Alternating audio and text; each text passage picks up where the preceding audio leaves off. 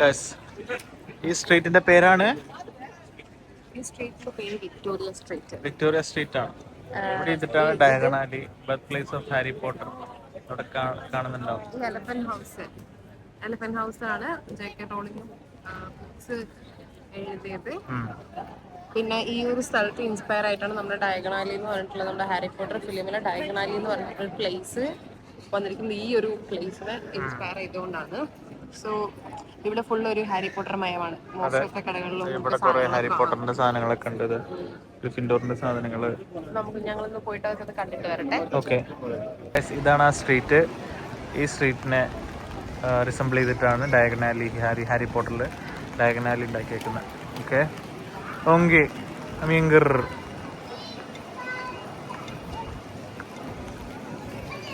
Guys, ഇത് അടുത്ത Harry പോട്ടറിൻ്റെ ഫിലിമിൻ്റെ വേറെ ലൊക്കേഷനാണ്.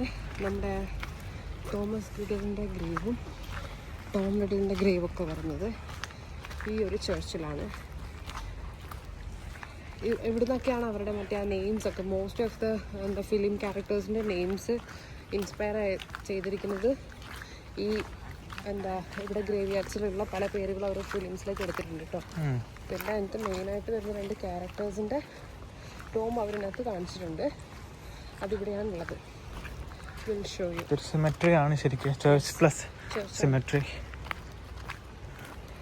ഇതൊക്കെ നമുക്ക് ഫ്രീ ഓഫ് എൻട്രി ആണ് ഇവിടെ. ഇതാണ് എലിസബത്ത് മൂഡിയുടെ ടോംബ്. ഇതാണ് ഇതിനകത്ത് നമ്മുടെ ഹാരി പോട്ടറിനകത്ത് സിനിമയ്ക്കകത്ത് മാഡൈ എന്ന് പറഞ്ഞിട്ടൊരു മൂഡി എന്ന് പറഞ്ഞിട്ടൊരു ക്യാരക്ടർ ഉണ്ട്. അവർ ഈ ടോംബിൽ നിന്നാണ് വന്നതെന്നും പറഞ്ഞാണ് ഫിലിമിനകത്ത് കാണിക്കുന്നത്. ഇതാണ് ഗൈസ് തോമസ് റിഡലിൻ്റെ ടോംബാണിത്. ഈ നെയിം ഇൻസ്പയർ ആയിട്ടാണ് ഫിലിമിൽ ആ നെയിം ഇത് കൊടുത്തത്.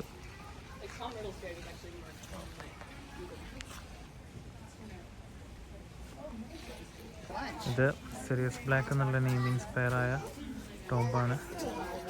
ഫാമിലി നെയിം ചാൾസ് ബ്ലാക്ക് എല്ലാം അങ്ങനെ കൊടുത്തിട്ടുണ്ട്. ഇതിൻ്റെ പേരുകൾ പലതുമായിട്ട് എടുത്തിരിക്കുന്നതാണ്. ഇപ്പോൾ ഈ ബ്ലാക്ക് എന്ന് പറഞ്ഞ ഫാമിലി നെയിമാണ് സീരിയസ് ബ്ലാക്ക് എന്നുള്ള ക്യാരക്ടറിന് കൊടുത്തിരിക്കുന്നത്. പക്ഷേ ആ ഫാമിലി വരുന്ന ബ്ലാക്ക് എന്നുള്ളൊരു ആ ഫാമിലിയിൽ വരുന്ന ആൾക്കാരുടെ കളറാണ്. ഇതൊക്കെ ഇൻസ്പയർഡാണ് കേട്ടോ. ഈ കാണുന്നതാണ് ജോർജ് ഹെരിയോട്ട് സ്കൂള്. ഈ സ്കൂളിൻ്റെ പല പോർഷൻസ് നമ്മുടെ ഹാരി പോട്ടർ ഫിലിമിനകത്തെ ഹോഗ്വാർട്സ് സ്കൂളിനെ ഇൻസ്പയർ ചെയ്തിട്ടുണ്ട്. സോ നമുക്ക് അങ്ങോട്ടേക്ക് എൻട്രി ഇല്ല. ശരിക്കും പറഞ്ഞു കഴിഞ്ഞാൽ ഈ ഗ്രഫയാസ് അറിയപ്പെടുന്നത് ഈ ഒരു ഡോഗിൻ്റെ പേരിലാണ്, ബോബി.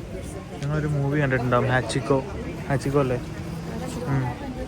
ഹാച്ചിക്കോ മൂവിയെ തോന്നുന്നുണ്ട്. അത്